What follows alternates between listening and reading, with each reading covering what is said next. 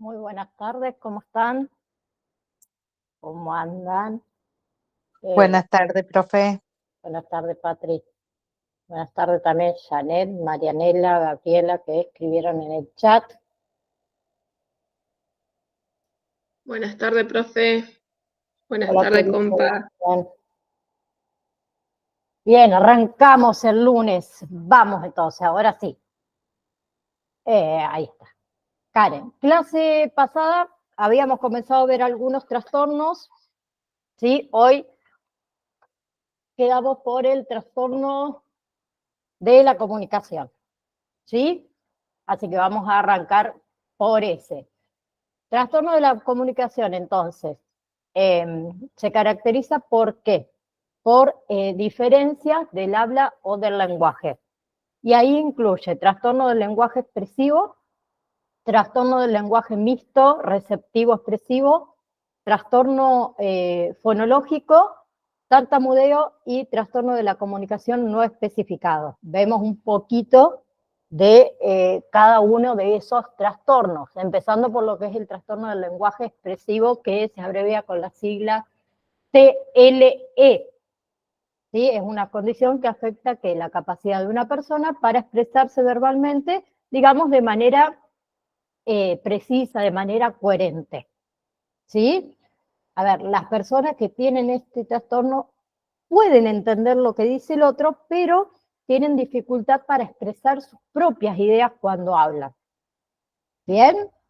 Entre las causas, ¿sí? Que no están realmente completamente claras, podemos decir, pero podemos incluir ahí factores tanto genéticos como factores neurológicos, como factores ambientales.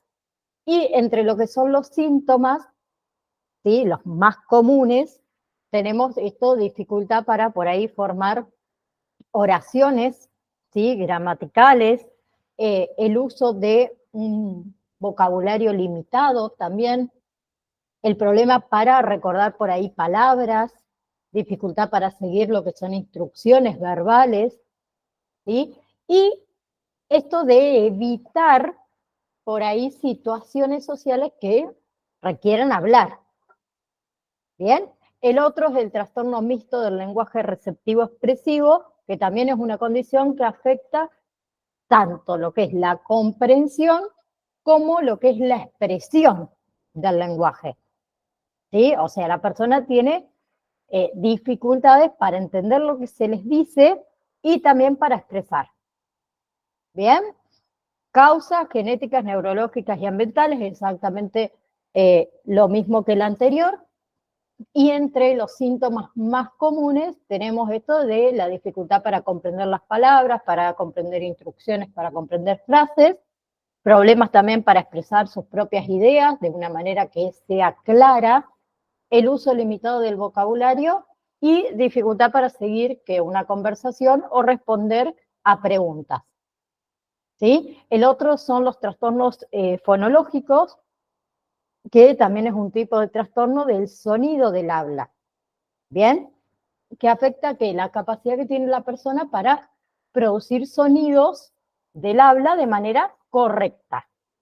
¿Bien? Y eso podemos incluir ciertas dificultades para articular ciertos sonidos por ahí,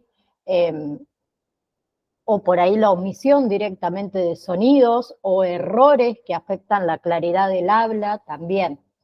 Entre las causas es casi parecido a los demás, factores genéticos, problemas neurológicos y la otra puede ser condiciones médicas, como por ejemplo una parálisis cerebral o lo que es el paladar hendido, ¿no? ¿Sí? Y entre los síntomas más comunes de lo que es trastornos fonológicos, tenemos esto de dificultad para reproducir ciertos sonidos, ¿sí? Eh, Sustitución por ahí también de sonidos por otro, por ejemplo, en vez de decir, qué sé yo, a ver, taza, dicen casa, ¿sí? La omisión de sonidos es otras, ¿bien? En vez de decir, por ejemplo, lápiz, dicen lápiz, ¿bien? Y problemas para entender, o mejor dicho, problemas para ser entendido por otras personas. ¿sí? La otra es el tartamudeo, ¿sí? Que es un trastorno del habla que interrumpe lo que es el flujo, digamos, normal del habla, ¿sí? La persona que tiene tartamudeo puede repetir por ahí sonidos, puede repetir sílabas, puede repetir palabras, prolongar lo que son los sonidos, ¿bien? O por ahí experimentar ciertos bloqueos en lo que no puede reproducir ningún tipo de sonido. ¿Bien? Entre las causas, factores genéticos, ¿sí? Diferencias en lo que es el desarrollo del cerebro y lo que son factores ambientales. ¿Bien? Entre los síntomas más comunes de lo que es el tartamudeo tenemos esto de la dificultad para comenzar una palabra, una oración, una frase, la prolongación por ahí de sonidos dentro de una palabra, la repetición de sílabas, de sonidos, de palabras, la pausa, el bloqueo al hablar. Otra cosa, otro síntoma es la tensión en la cara o en el cuerpo al intentar hablar, ¿sí? Y presenta muchas veces también lo que es ansiedad y lo que es estrés al momento de hablar.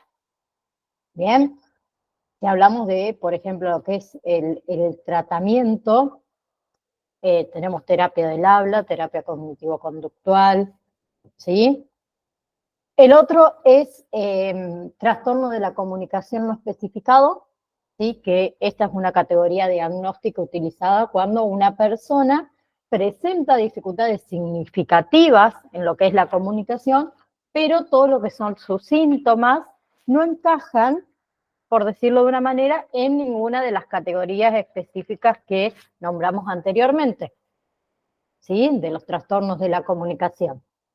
Bien, tienen algunas características los trastornos de la comunicación no especificado, que la persona con ese trastorno por ahí puede experimentar que dificultad en la comprensión, por ejemplo, del lenguaje.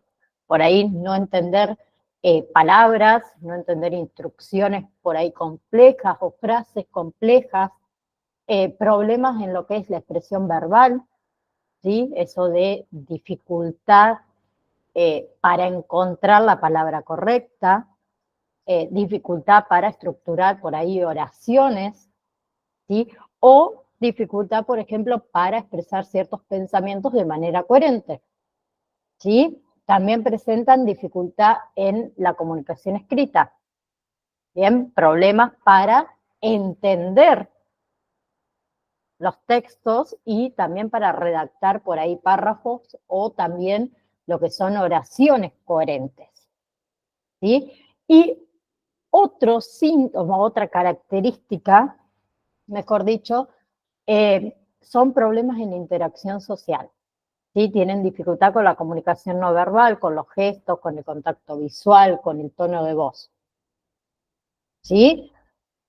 Para el tratamiento se utiliza, mejor dicho, terapia del lenguaje, ¿sí? Todo para mejorar lo que son las habilidades de comunicación, terapia ocupacional, que eso ayuda a mejorar todo lo que son las habilidades sociales y las habilidades de interacción, y lo que es el apoyo educativo, ¿sí? Ciertas adaptaciones en lo que es el entorno escolar o lo que sería también el entorno laboral, para que les facilite la comunicación. ¿Bien? ¿Hasta ahí alguna pregunta? Si no, seguimos con los trastornos. ¿Ninguna? Bien, arrancamos con lo que es trastorno generalizado del desarrollo, ¿sí? Que se caracteriza por qué? Por una perturbación, digamos, grave y generalizada en varias áreas del desarrollo, ¿sí? Habilidades para la interacción social, por ejemplo, habilidades para la comunicación, ¿sí? Presencia de ciertos comportamientos, intereses y actividades por ahí estereotipadas, y dentro de los trastornos generalizados del desarrollo, ahí se incluye trastorno autista, ¿sí? Trastorno de Rett, trastorno negativista, sí, No, en realidad no. Perdón, me equivoqué. Trastorno autista, trastorno de Rett, trastorno de Asperger, trastorno no especificado del desarrollo y trastorno desintegrativo infantil. Ya le estaba nombrando uno que no iba. ¿Sí? Los desglosamos un poquito también a cada uno de ellos, de los que entra dentro del trastorno generalizado del desarrollo, comenzando por el síndrome de Rett. No sé si alguna vez lo han escuchado, que es una enfermedad que hoy en día realmente preocupa mucho a todo el mundo, ¿sí? Especialmente a las nenas. ¿Bien? Que se trata de un tipo, en realidad es un trastorno genético, neurológico y del desarrollo que es poco frecuente, pero que afecta la forma en la que se desarrolla el cerebro y causa lo que es una pérdida progresiva de las habilidades, tanto motoras, habilidades del habla y la capacidad intelectual. ¿Bien?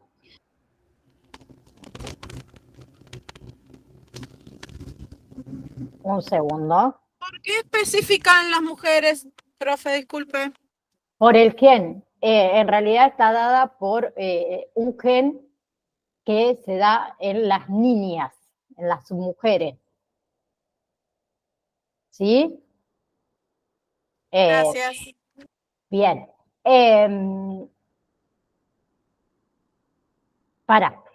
Otra cosa, ya me había ido, se me había ido la idea.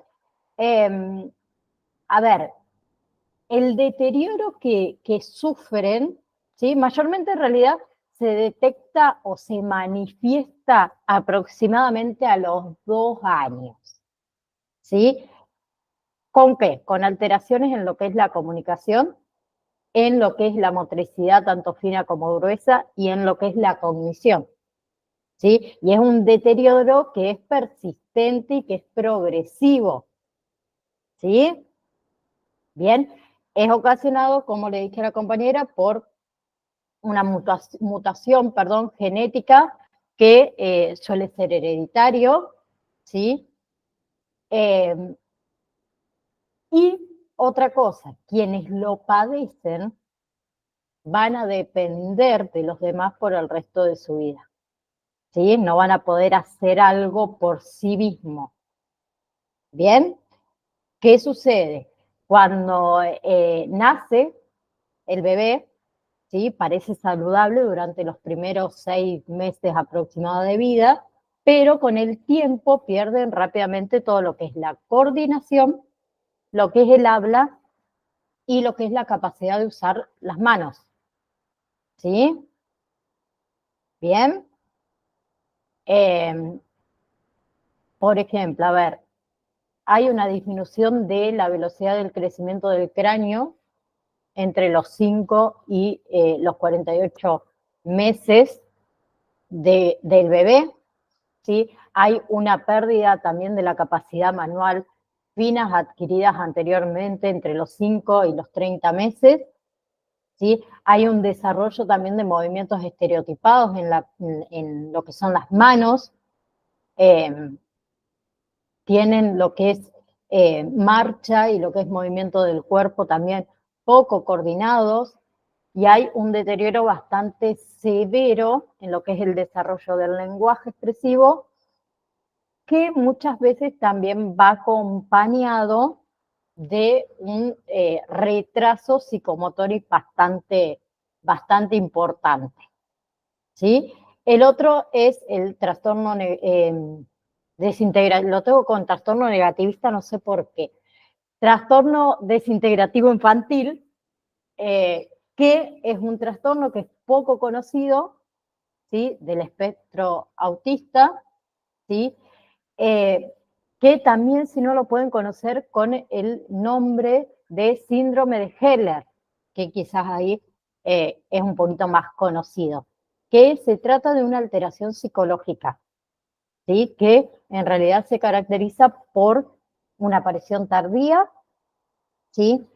Alrededor más o menos de los 3 a los 4 años de edad en niños y en niñas, ¿sí? Que afecta todo lo que es el desarrollo del lenguaje, las habilidades motrices y la función social. ¿Sí? Normalmente los niños y las niñas que sufren este tipo de trastorno tienen un desarrollo normal. ¿Bien? Pero en el momento, digamos, en el que se manifiesta, esa enfermedad, ese desarrollo se interrumpe y afecta todo lo que son las habilidades cognitivas y comunicativas. ¿Bien? Y se incluye dentro de lo que es el trastorno del espectro autista, ¿sí? Como es, por ejemplo, el síndrome de Asperger o el autismo en sí. Pero la diferencia que tiene es que el trastorno desintegrativo infantil se caracteriza por la aparición, digamos, tras el desarrollo normal de ese niño o niña. ¿Sí? Entonces, entre los síntomas, ¿sí? En realidad los síntomas se dividen en 3 grupos: área del lenguaje, área psicomotriz y la área social. ¿Sí? Entonces hay una pérdida total o parcial de la capacidad del lenguaje. Bien, hablamos de los 2 tipos de lenguaje, escrito o también oral. ¿Sí? Bien. Dificultad por ahí para hablar, para comprender a otras personas, ¿sí? Eso muchas veces también deriva en que en aislamiento, ¿sí? No querer comunicarse, digamos, con los demás, muestran muchas veces apatía, desinterés, ¿sí? También hay una pérdida total de lo que es el control de esfínteres, ¿sí? Hay pérdida de lo que es la motricidad fina y la motricidad motora, ¿sí? Incapacidad para moverse, o sea, hablamos de caminar, de correr, de saltar, ¿sí? De realizar movimientos con el cuerpo, ¿sí?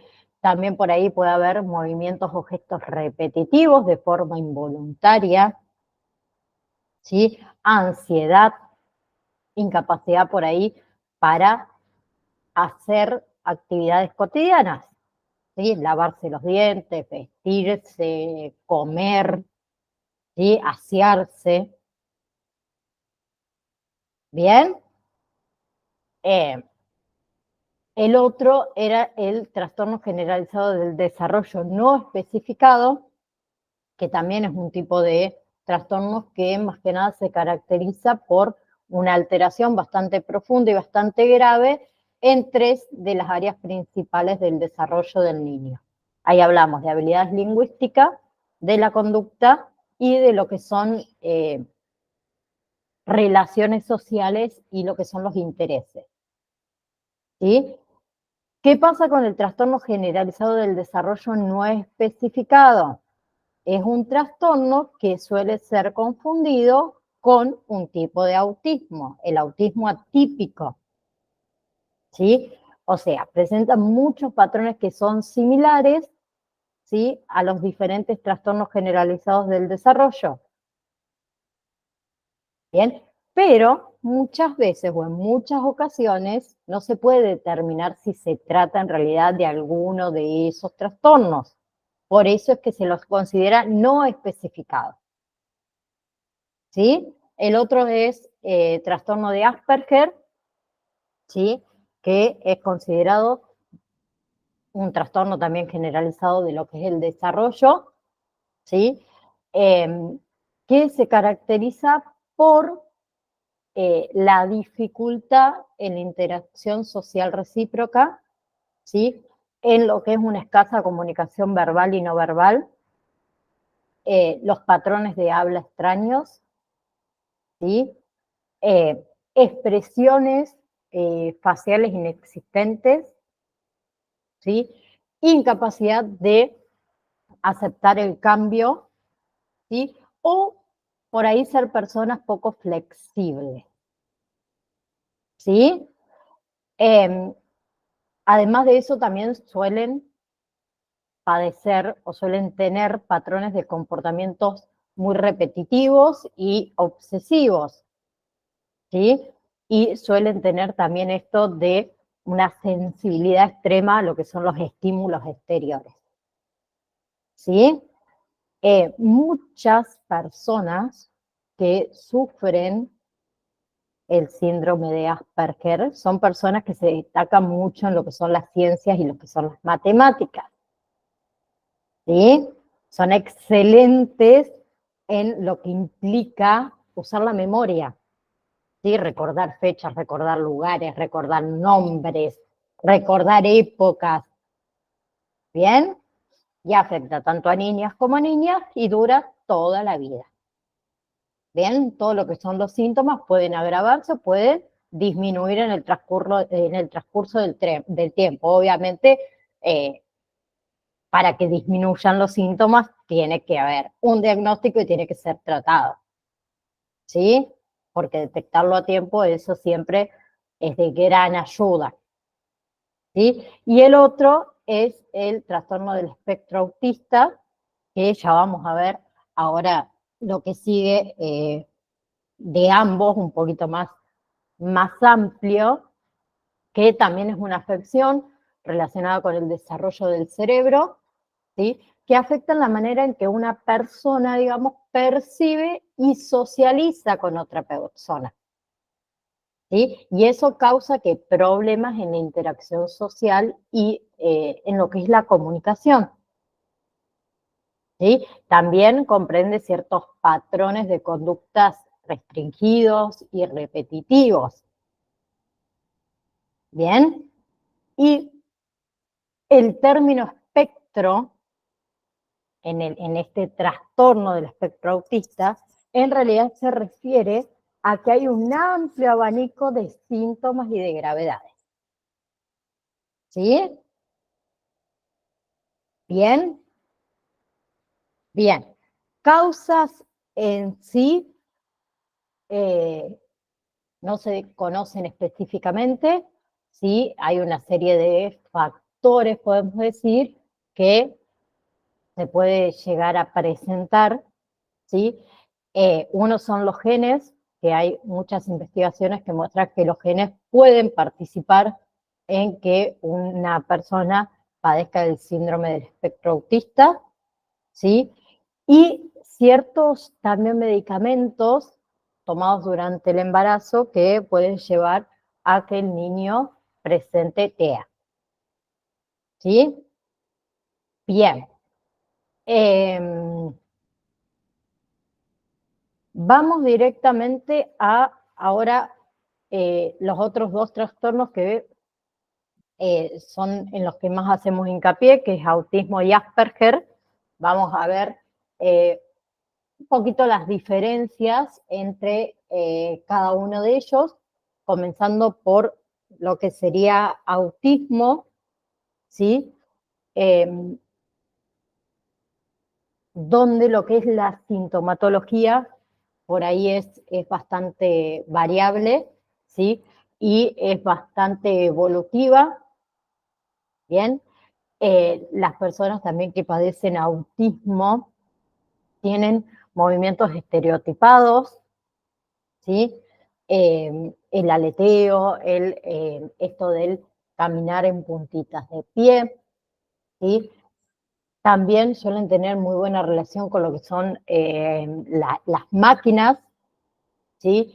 Generalmente no hablan o tienen un lenguaje ecolálico o utilizan estereotipadamente algunas palabras o algunas frases.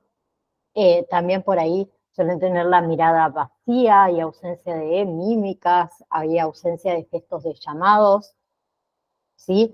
Se desbordan cuando hay una modificación en su ambiente, ¿bien?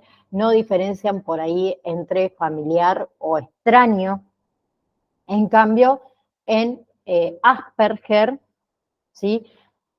Las personas tienen dificultad ¿para qué? Para relacionarse con sus iguales, ¿sí? Hay falta de empatía. ¿Bien? Bien. También tienen limitaciones para que para adaptar las conductas según el contexto. ¿Sí? Prefieren todo lo que son actividades mecánicas. Bien, tienen alteraciones en lo que es la flexibilidad mental y lo que es la flexibilidad comportamental, ¿sí? Tienen un interés bastante también desbordado y excesivo por ciertos contenidos, ¿sí? Pareciera que ellos hacen rituales, ¿bien? Hay una falta también entre lo que es la correspondencia de ciertos gestos expresivos y los referentes, ¿sí? Hay torpeza motora. Las personas también que tienen Asperger tienen una inteligencia normal, ¿sí? Y son o tienen hipersensibilidad ante ciertos estímulos. ¿Bien? ¿Vamos hasta ahí? Si vamos a lo que son los criterios diagnósticos de lo que es el Asperger, ¿sí? Hablamos de lo que son las relaciones sociales, ¿sí? Como les dije antes, tienen esto de la incapacidad para relacionarse con sus iguales, ¿sí? Dificultad para adaptarse a ciertas conductas según el contexto, intereses excesivos y desbordados por ahí por ciertos temas, ¿bien? Si hablamos de lo que son los gestos y lo que es la motricidad, también tienen limitaciones en el uso de gesto, torpeza motora, inteligencia normal, acuérdense de eso, ¿sí? Hipersensibilidad a estímulos, ¿bien? Bien, le gusta mucho esto de los juegos de apilar, de desmontar, ¿sí? Y tienen resistencia a lo que son los cambios, ¿sí? Son muy ritualeros, como les digo yo, ¿sí? ¿Vamos hasta ahí? En cambio, si hablamos de lo que sería autismo, eh, tienen incapacidad para comprender el vínculo humano, o sea, hay ciertas fallas tempranas en lo que es la estructuración de la subjetividad, ¿sí? Y los síntomas o la sintomatología, como les dije, es variable. Sí podemos hablar de síntomas comunes, ¿sí? Eh, Les encanta o tienen habilidad para armar, para desarmar aparatos, ¿sí? Como les dije antes, generalmente tampoco o no hablan o tienen un lenguaje ecolaico o le gusta usar esto de frases o palabras de manera estereotipadas, mirada vacía, ausencia de mímicas, gestos de llamada, también ausencia, ¿sí? Se desborda cuando hay modificaciones en su ambiente, no diferencias familiares de extraños y los movimientos repetitivos, ¿sí? El aleteo y el caminar en puntita. Bien, vamos hasta ahí.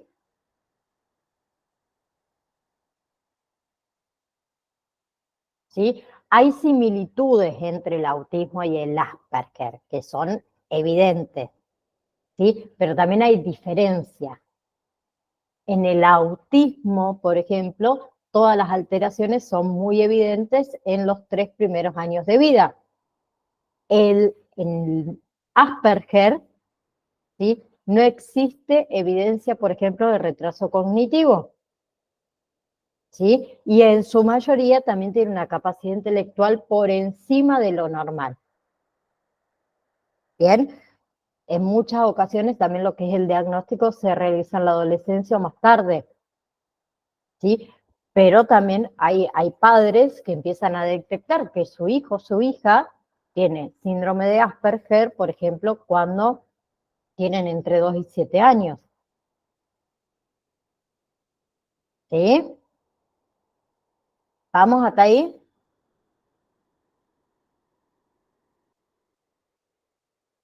Chan, chan, chan, chan. Comenzamos a hablar de lo que son los Sí, juegos. profe. Gracias, Felicia. Comenzamos entonces a hablar de lo que son los juegos, ¿sí? Todo comienza jugando, gente, todo comienza jugando. Amar, aprender, hablar, todo comienza jugando, ¿sí? El juego son pulsiones, son fantasías, son pensamientos, ¿sí? Según Freud, nuestro queridísimo Freud, el juego es el medio para convertir en objeto de recuerdo y de elaboración anímica lo que en sí mismo es displacentero, es decir, es un modelo de elaboración de lo traumático para él. ¿Sí? En lo que es el espacio terapéutico, el juego va a ser mediante el cual el niño va a propiciar, sí, propiciar todo lo que es creación de enlaces, ¿sí? De acontecimientos. Bien, jugar es efecto de un nivel de estructuración psíquica, ¿sí? Y el desarrollo del juego constituye al que juega, ¿sí? Lo habilita a que a despegarse, ¿sí? Y a proporcionarse como sujeto, ¿sí? Cuando somos niños jugamos con animales, con objetos, con la imaginación, jugamos de miles maneras, ¿sí? Jugar es un derecho, jugar es una forma de socialización, de transmisión, de recreación de la cultura, ¿sí? Y también en el juego uno permite que el desarrollo emocional, el desarrollo psicológico, el desarrollo físico, ¿sí? Físico-motriz y sí, físico-social, el desarrollo cognitivo, ¿sí? Se me quemó la luz. Bueno, no pasa nada. Bien, entonces el juego es fundamental en lo que es el desarrollo infantil, ¿sí? ¿Vamos hasta ahí? Bien, características, no, perdón, tipos de juego, ya me iba con otra cosa. Tipos de juego, hay varios tipos de juego, ¿sí? Uno de esos tipos de juego es el juego de presencia-ausencia, ¿sí? Bien, cuando le hacemos al niño, por ejemplo, nosotros nos tapamos la cara y decimos, ¿dónde está mamá? ¿Dónde está el tío? La prima o quien fuera. Ese es un juego de presencia-ausencia, que en realidad le permite que la simbolización de la ausencia y la diferencia, ¿sí? Entre el yo y el no yo. ¿Bien? Después tenemos todo lo que son juegos de personajes, ¿sí? Donde uno simula eventos imaginarios y roles, ¿sí? Y es esencial para comprender lo que es el entorno y está asociado al desarrollo del lenguaje, a la imaginación, a la creatividad. ¿Sí? Jugamos a ser doctores, jugamos a ser mamás, jugamos a ser papás, jugamos a ser maestros, ¿sí? Otros son los juegos reglados, ¿sí? Esos juegos donde hay reglas que los jugadores deben conocer, que los jugadores deben respetar. Eso favorece a qué? A la socialización, al respeto, ¿sí? A la negociación de normas y promueve todo lo que es procesos cognitivos, como por ejemplo la atención, la percepción, la memoria, el lenguaje, el pensamiento, ¿sí? Luego tenemos todo lo que son juegos de cooperación, ¿sí? Donde acá se requiere de la colaboración de un grupo para poder alcanzar ese objetivo, ¿sí? Bien, entonces, en estos tipos de juegos de cooperación, no es que hay un solo, digamos, ganador, ¿sí? O un perdedor, sino que el grupo entero o pierde o gana, ¿sí? Eso fomenta que valores, confianza, tolerancia, ayuda mutua, ¿bien? Consenso, ¿sí? Luego tenemos todo lo que son los juegos de construcción, ¿sí? Donde tenemos esto de las piezas para encajar, para superponer, para apilar, para juntar, para ensamblar, para crear construcciones. Esos tipos de juegos desarrollan, ¿qué? La coordinación óculo-manual, la diferenciación de formas y de colores, el razonamiento, la atención, la organización espacial, ¿sí? La concentración, la persistencia,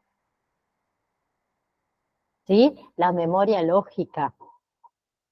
Y son fundamentales para la autoestima y la superación, ¿sí? Porque implica que de una planificación, de una ejecución y de una evaluación. ¿Bien? ¿Vamos hasta ahí? ¿Seguimos? Nos vamos con lo que es adolescencia ahora.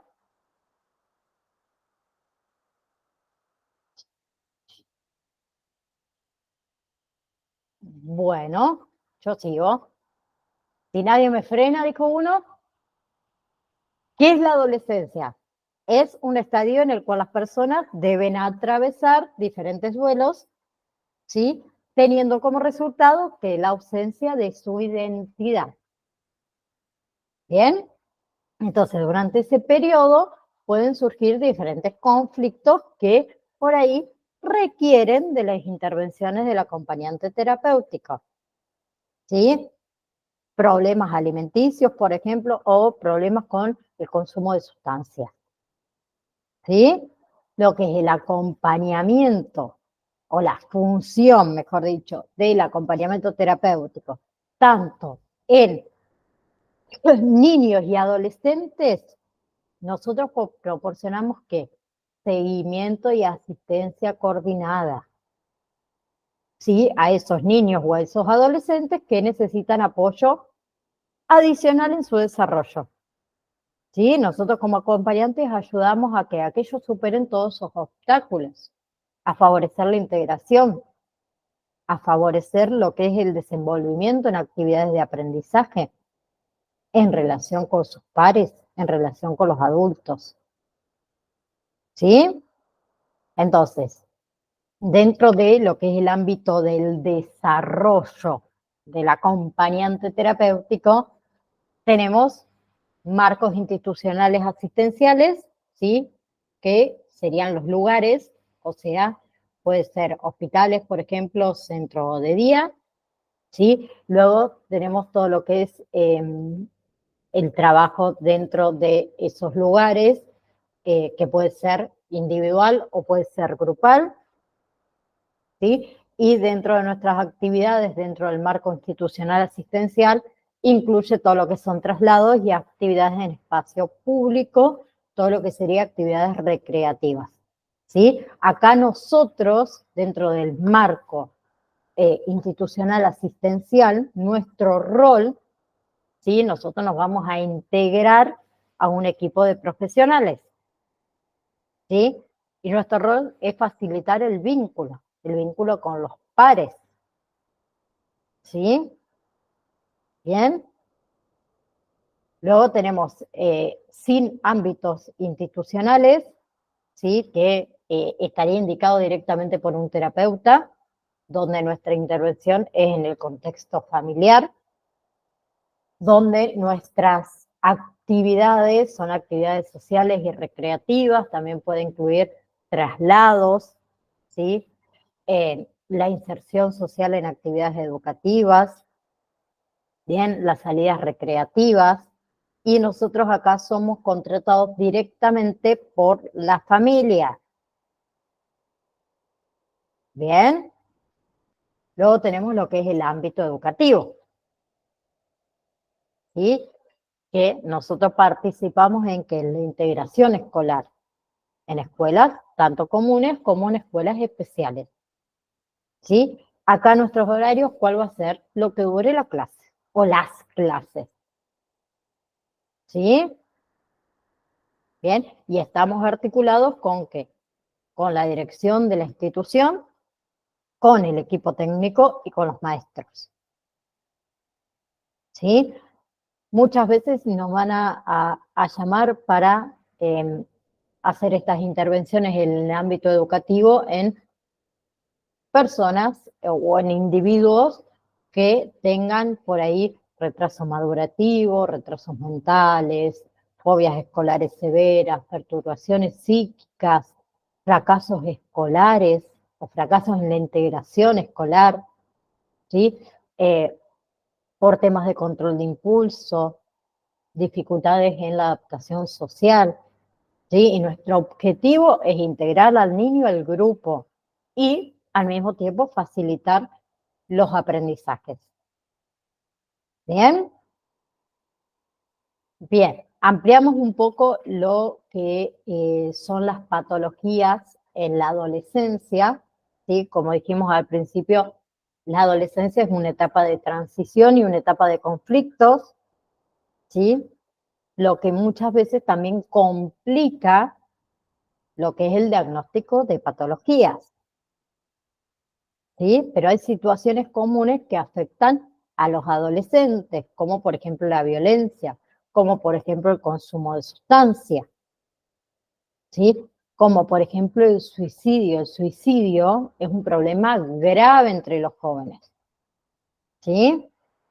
Bien, y es muy difícil también por ahí encontrar rasgos comunes para explicar el comportamiento suicida, ¿sí? Hay algunos jóvenes que asumen riesgos convulsivos en busca de sentido para su vida, ¿sí? Y otros, en cambio, son resignados a una vida sin sentido aparente y se convierten en suicidas, ¿sí? El otro son los trastornos de la alimentación, ¿sí? Como la bulimia, como la anorexia, ¿sí? Que en las últimas décadas aumentó muchísimo. La anorexia afecta aproximadamente al 1% de los jóvenes, ¿sí? Sabemos que la delgadez se impone como la moda, ¿sí? Y la gordura se percibe negativista directamente. Entonces, los jóvenes con anorexia buscan que controlarse a sí mismos y ser aceptados. Entonces, hacen dietas restrictivas, ejercicios físicos extremos, ¿sí? Eso lo lleva muchas veces a un peso por debajo de lo recomendado. Bien, tienen distorsión de la imagen corporal, ¿sí? Se ven que tienen sobrepeso por más que estén sumamente delgados. Luego tenemos lo que es la bulimia, que se caracteriza por ciclos de ingesta compulsiva y métodos de expulsión, como es el vómito, como es el uso de laxantes, como son las dietas extremas, ¿sí? Muchas veces esas ingestas compulsivas ocurren cuando están solos, ¿sí? Y pueden ser desencadenadas, por ejemplo, por tensiones o por estrés,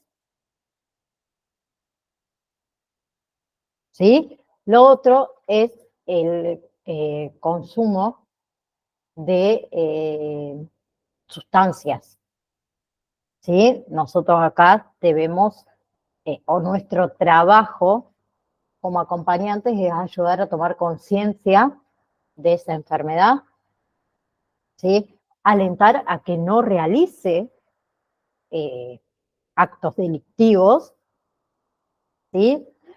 Contener lo que es la ansiedad provocada por la abstinencia, ¿sí?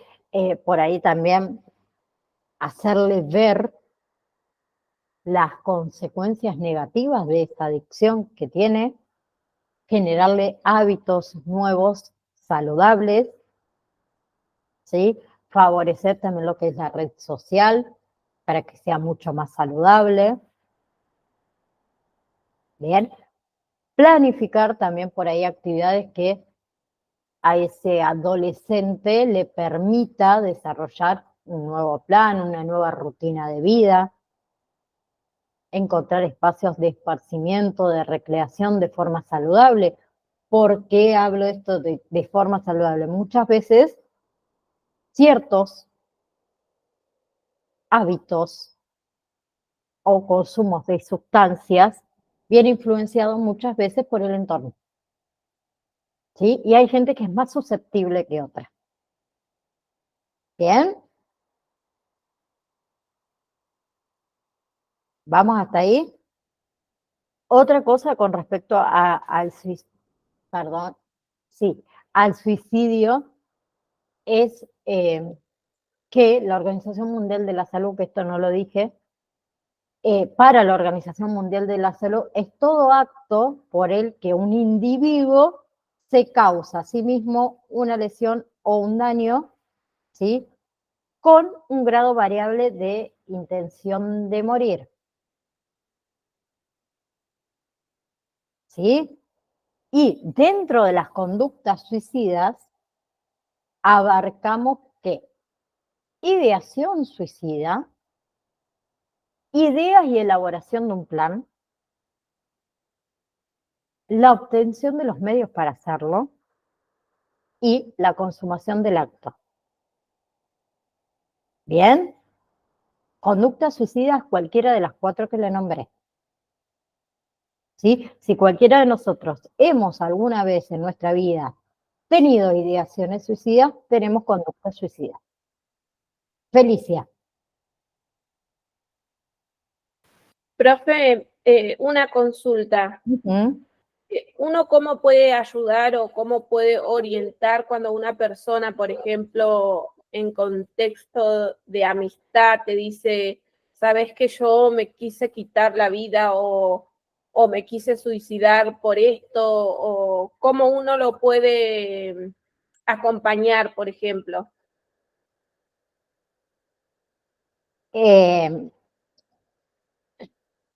A ver, primero tenemos que tener escucha activa, empecemos por ahí, porque, a ver, ha pasado que han escuchado seguramente también muchísimas veces de, uy, se suicidó, ay, se me fue la palabra, suicidó, ay, está bien como lo digo, ¿no?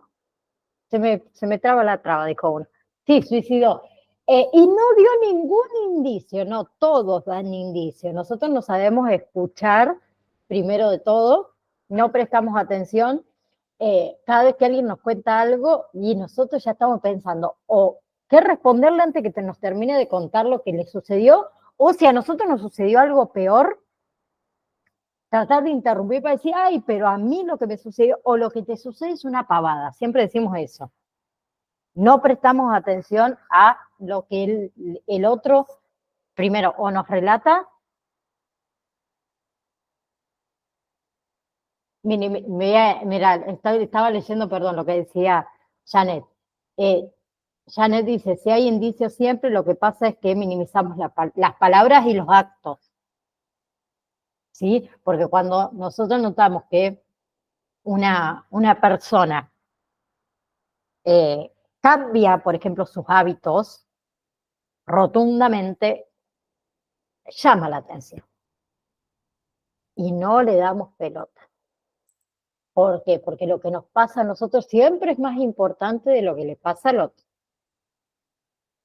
¿Sí? Entonces, ¿vos cómo podés ayudar a una persona? Estando. Es la única manera. Aplicando lo que son primeros auxilios psicológicos. ¿Sí? Tratar de indagar qué le pasa. Ustedes no dan soluciones. ¿Sí? Las soluciones, uno le da las herramientas para que la persona encuentre las soluciones quizás a su problema. No sé, a ver, vamos a suponer una persona que se quedó sin trabajo. Vamos a ponerlo ahí. Que pasa mucho esto de los suicidios con personas que quieren mantener la familia y se quedan sin trabajo y no saben qué hacer y de la desesperación toman esta decisión. Tratar de darle herramientas de que son cosas que son solucionables, que hay que salir a buscar trabajo. Después, tenemos el tema de la depresión. La depresión solamente lo puede ayudar lo que sería una terapia.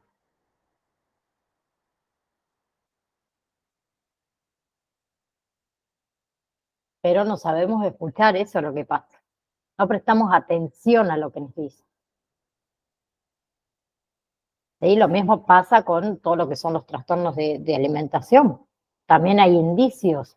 Y he escuchado padres o familiares que dicen, yo nunca me di cuenta. Porque no prestamos atención. Porque no nos enseñaron en realidad a lo que es una escucha activa. ¿Sí? A ver, me pasa muchas veces, a mí me toca una parte de dar clases virtual que yo a ustedes no los veo del otro lado y me cuesta un montón porque yo no sé si ustedes me entienden o no me entienden.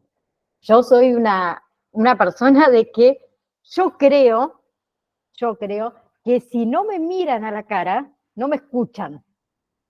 Pero es creencia mía, ¿no? Porque no hace falta mirar a la cara para escuchar, ¿sí? Pero muchas veces se van a encontrar con una persona que está así y uno dice, ¿cómo me está prestando atención? No te está escuchando nada de lo que dice. Porque o no le interesa o porque tiene otras cosas quizás en su cabeza y no sabemos escuchar, ¿sí? Porque indicios de todo hay siempre. Ay, mi marido me dejó y no sé por qué. No, sí sabes por qué. Vos no lo viste. Fue de un momento para el otro. Pongo algo así para reírnos un rato, ¿no? Fue de un momento para el otro. No, no debe haber sido de un momento para el otro, porque el amor no se termina de un momento para el otro. Nosotros no nos dimos cuenta a los indicios que nos iban dando. ¿Sí? Bien.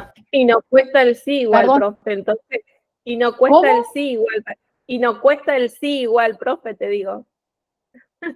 Sí. Porque vos siempre nos estás preguntando si se entiende, y es como que tenemos miedo a hablar, porque...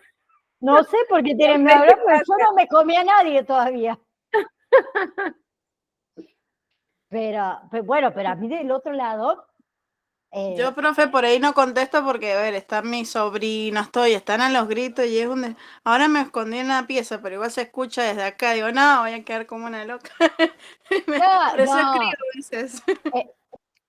Janet, espera que yo empiece a contar realmente mis anécdotas y para decir, esta está loca realmente. No, quédate tranquila que acá nadie juzga a nadie.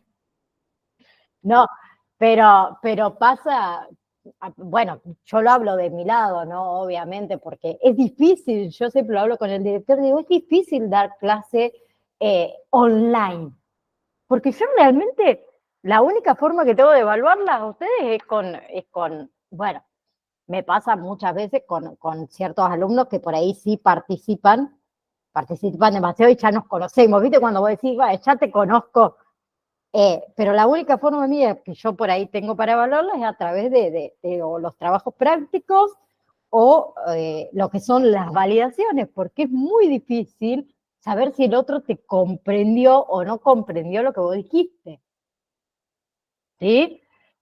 Porque muchas veces nos pasa, y me pasa, a mí me cuesta mucho escuchar, mucho me cuesta escuchar. Intento aprender todos los días un poquito más, pero soy muy selectiva con mi escucha, que está mal ser selectiva con la escucha, porque eso significa que yo escucho lo que a mí me interesa escuchar, y no es así, ¿sí?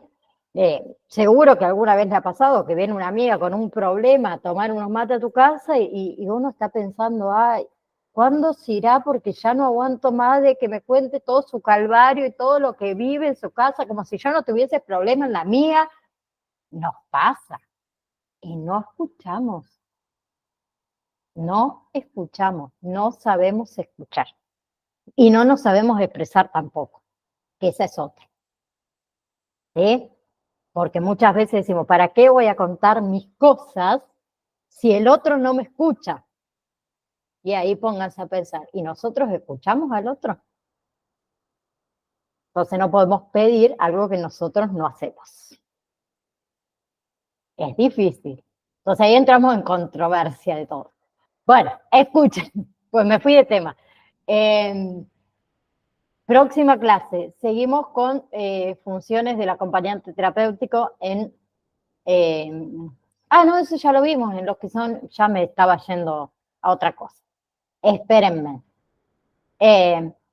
Bueno, vamos a dar un cierre igualmente, vamos a retomar un poquito eso, de funciones del acompañante terapéutico en niñez y adolescencia para comenzar con lo que es discapacidad y diferentes patologías.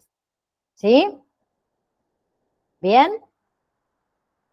Nos vemos entonces, si Dios quiere, la próxima clase, el próximo lunes a las 14 horas y seguimos con un poquito de todo esto. Profe, yo quería hacerle una consulta. Sí. Usted sabe que yo la otra vez, bueno, tuve que hacer la validación, la número 2 y me quedó la 3. Le avisé que la había hecho, pero nunca quedamos para poder realizar la 3, mami. Y si vos no me escribiste, ¿y yo qué hago? No, está bien, yo también he estado con Yo me temas de olvido. mudanza, buscando el que leer. No, está bien. Le escribo por privado. Después escribime, sí. Bueno, Sí, dele, sí, muchas gracias. pero la 2 la hiciste. Sí, la ¿Está 3 la que bien? queda. Sí. Bueno, dale, Bueno, escribime. gracias. Disculpe. No, al contrario, vos, porque son muchos en realidad, tengo muchos alumnos de todos los cursos, de todos los meses, ya no sé ni quién me habla a veces. Así que no, escribime porque yo me olvido. ¿Sí? Bueno, chicuelos, nos vemos entonces, si Dios quiere, el próximo lunes. Les mando un beso. Hola, Azucena, ahí que te veo ahora. Que tengan una hermosa semana que recién comienza, así que vamos a meterle todas las pilas. Un beso enorme. Igualmente, Chao, profe. profe, hasta el lunes. Hasta el lunes, chicas.